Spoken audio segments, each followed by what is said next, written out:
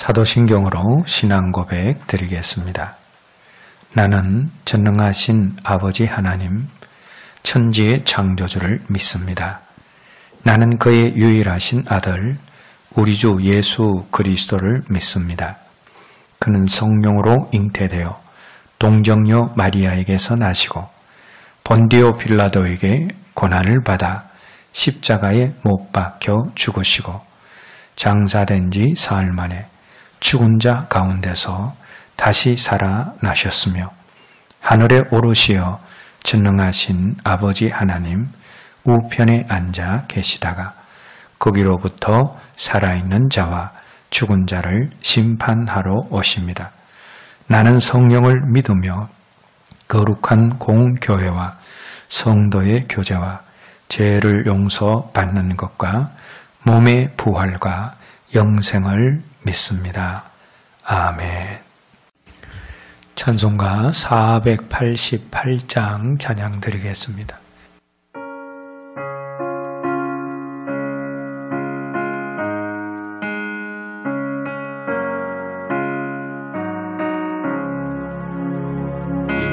몸의 소망 무언가 우리 주 예수 부르세 우리 주 예수 밖에는 이늘리야 주 없도다 주 나의 반석이시니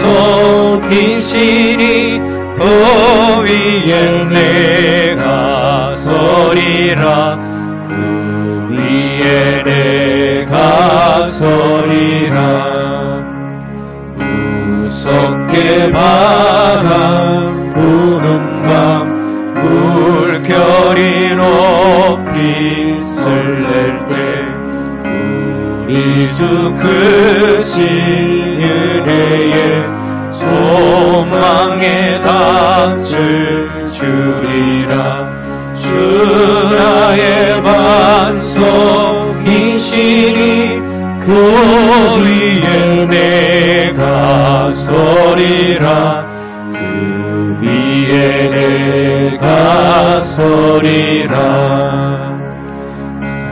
세상에 믿던 모든 것 그러질 고날 되어도 주의 언약 믿사와 내 소망 더욱 크리라 주 나의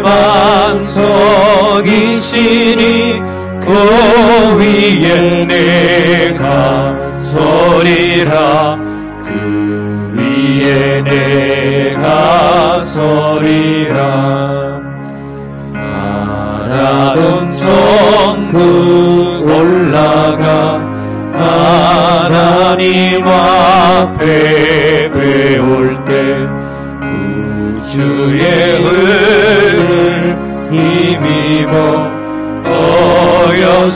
어여시하로 서리라 주 나의 반석이시니 그 위에 내가 서리라 그 위에 내가 서리라. 이 시간 우리에게 주시는 하나님 말씀은 출애굽기 10장 21절에서 23절 말씀입니다. 한 목소리로 함께 읽겠습니다. 여호와께서 모세에게 이르시되 하늘을 향하여 내 손을 내밀어 애굽 땅 위에 흑암이 있게 하라. 곧 더듬을 만한 흑암이리라. 모세가 하늘을 향하여 손을 내밀매 캄캄한 흑암이 3일 동안 애굽 온 땅에 있어서 그동안은 사람들이 서로 볼 수 없으며 자기 처소에서 일어나는 자가 없으되 온 이스라엘 자손들이 거주하는 곳에는 빛이 있었더라. 아멘. 하나님의 말씀을 거역하고 버티는 바로에게 흑암 재앙이 임했습니다. 사흘 동안 그 누구도 아무것도 보지 못했습니다. 그런데 이 흑암이 왜 왔다고 했습니까? 바로와 그 백성들의 불순종과 죄로 말미암아 왔습니다. 그래서 우리 인생에 어두움이 찾아온다면 우리가 살펴보아야 합니다. 그 어두움이 죄로 인한 어두움인지 불순종으로 인한 어두움이 아닌지를 점검해야 합니다. 애굽 전역을 흑암이 뒤덮었는데 그런데 신기한 일이 일어났습니다. 오늘 본문 23절 말씀을 보시면 이스라엘이 거하는 고센 땅에만 빛이 있었다, 광명이 있었다라는 것입니다. 앞에서 하나님이 애굽 백성과 이스라엘 백성들을 구별하시고 애굽의 소유와 이스라엘의 소유를 구별하셨듯이 애굽 백성이 사는 공간과 이스라엘 백성들이 사는 공간을 구별하셔서 고센 땅에 빛이 있게 하셨습니다. 그러면 하나님이 애굽 백성들과는 달리 이스라엘 백성들의 짐승과 식량 등 이스라엘의 소유를 구별하시고 보호해 주시는 그런 은혜를 베푸셨을 때 그러면 이스라엘의 책임은 무엇이겠습니까? 하나님이 구별하시고 보호해 주신 그 소유를 마음대로 다 쓰지 않고 하나님 기뻐하시는 일에 사용해야 합니다. 마찬가지로 하나님이 이스라엘에게 공간을 구별하시고 그 공간을 통해 보호해 주셨다면 그 공간에 대한 이스라엘의 책임이 무엇입니까? 이스라엘은 그 공간을 마음대로 쓰지 않고 하나님이 기뻐하시는 일에 써야 하고 하나님이 기뻐하시는 공간을 만들어야 할 책임이 있습니다. 하나님은 우리들에게 세상과는 달리 이 예배당이라는 공간을 구별해 주셨습니다. 그러면 이렇게 구별해 주신 공간에 대한 우리의 책임은 무엇입니까?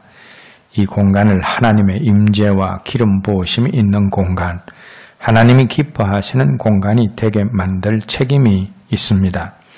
그런데 우리가 우리에게 구별해 주신 예배당을 그런 공간으로 만들려면 어떻게 해야 합니까?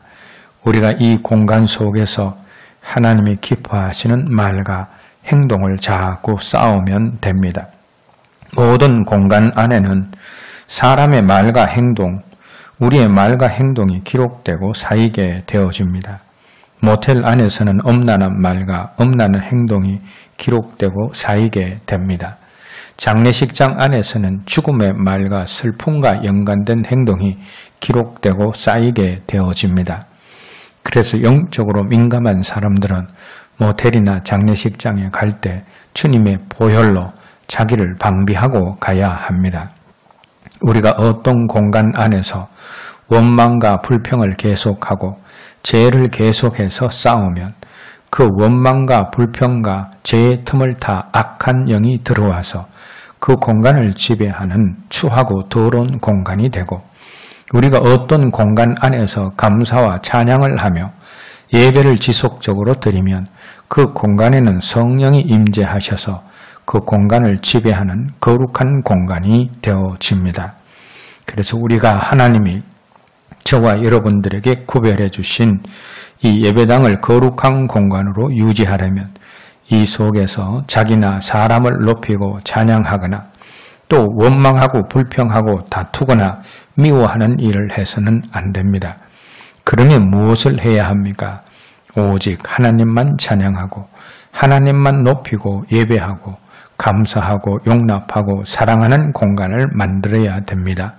하나님이 우리에게 허락하신 이 예배당뿐만 아니라 하나님이 저와 여러분들을 있게 하신 공간마다 그곳에서 하나님을 높이며 그곳에 감사를 심고 믿음을 심고 사랑을 심어 하나님이 임하시고 하나님이 기뻐하시는 장소로 만들어가므로 우리가 있는 모든 공간이 하나님의 임재가 있는 공간, 하나님이 기뻐하시는 것이 가득한 공간이 되게 하는 저와 여러분 모두가 되었으면 합니다. 기도하겠습니다. 하나님 아버지, 하나님이 이스라엘 백성들과 애굽 백성들을 구별하시고 이스라엘의 소유를 구별하시고 오늘 말씀에서는 그들이 사는 공간까지 구별해 주셨음을 알게 되어집니다. 오늘 저희들에게도 예배당이라는 거룩한 공간을 하나님이 구별해 주셨는데 이곳에서 오직 하나님을 높이며 이곳에 감사를 심고 믿음을 심고 사랑을 심어서 하나님이 임하시고 하나님이 기뻐하시는 구별된 장소로 만들어가는 저희들이 되게 하여 주시옵소서. 예수님 이름으로 기도드립니다. 아멘. 주님 가르치신 기도로 기도하오니 하늘에 계신 우리 아버지, 아버지의 이름을 거룩하게 하시며 아버지의 나라가 오게 하시며 아버지의 뜻이 하늘에서와 같이 땅에서도 이루어지게 하소서. 오늘 우리에게 일용할 양식을 주시고 우리가 우리에게 잘못한 사람을 용서하여 준 것 같이 우리 죄를 용서하여 주시고 우리를 시험에 빠지지 않게 하시고 악에서 구하소서. 나라와 권능과 영광이 영원히 아버지의 것입니다. 아멘.